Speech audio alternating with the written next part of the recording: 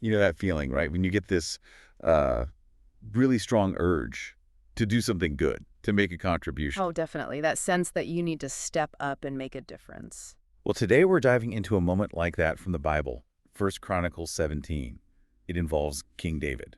Yeah, it's a fascinating story about good intentions, actually, and how they get, well, redirected. Exactly. So let's set the scene. David's, settled. He's in his palace, built of cedar, feeling pretty comfortable. Mm-hmm. But something's nagging at him. Right. The Ark of the Covenant, this hugely important symbol of God's presence, it's still housed in basically a tent. While he's living in luxury. You can see why that might bother him. Totally. So he thinks, hang on, this isn't right. I need to build a proper house, a temple for the Ark. It seems like a great idea born from, genuine respect. Absolutely, a really noble intention. And he talks to Nathan the prophet about it. And Nathan's initial reaction. Is basically, go for it. Whatever you have in mind, do it. God's with you. Seems like a green light. Yeah, sounds straightforward. But then things change. Mm-hmm. Quite dramatically, actually. That same night, God speaks to Nathan, gives him a different message entirely for David. And this is where it gets really interesting. God essentially says, hold on. You, David, are not the one who's going to build a house for me. Imagine hearing that. You're the king, you've got the resources, the desire, and the answer is no. Right. It must have been quite a shock. And God gives some context, reminds David how he traveled with Israel, in tents, never asking for a permanent house made of cedar. Suggesting his presence isn't limited by a building. Exactly. But then God flips the script. He says he will build a house for David. Not bricks and mortar, though. No, not a physical building.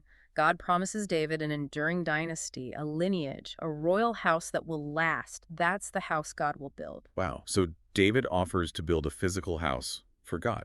And God responds by promising to establish David's house, his family line forever, and adds that actually David's son will be the one to build the physical temple later on. That really puts our own plans into perspective, doesn't it?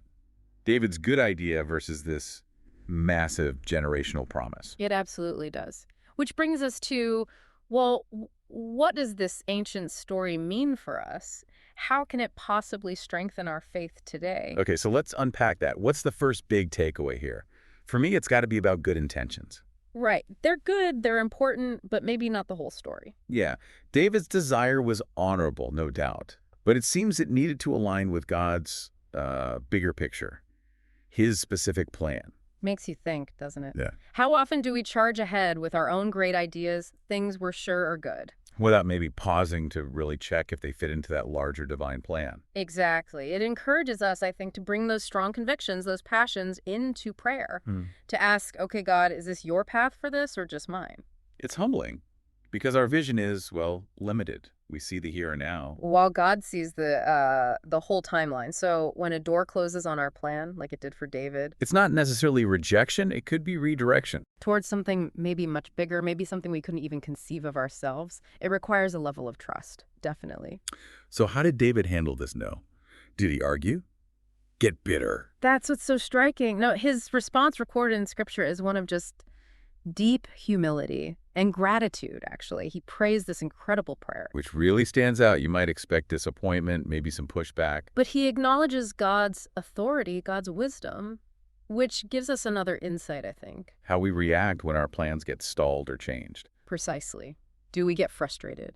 Or can we, like David, respond with thankfulness, trusting that God's timing, his ways are ultimately better, even if they feel inconvenient or confusing at the time? That kind of response, choosing gratitude over frustration, that really deepens faith, doesn't it? It has to. And notice, too, David wasn't going to build the temple, but he fully embraced the fact that his son would. Ah, yes. That's important. Investing in the future. Right. Our biggest impact might not be something we finish.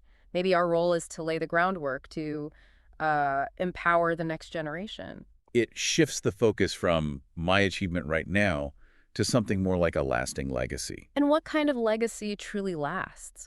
David's wasn't just the temple his son built, it was the spiritual line, the covenant God made with his house. So building character, faith, influencing others spiritually, that ripples through generations in a way buildings or, worldly successes just don't. It really encourages us to think about what kind of foundation we're laying down. Okay, so let's pull these threads together. What do we got? Well, first, even the best intentions need, sort of divine alignment. Submit your plans.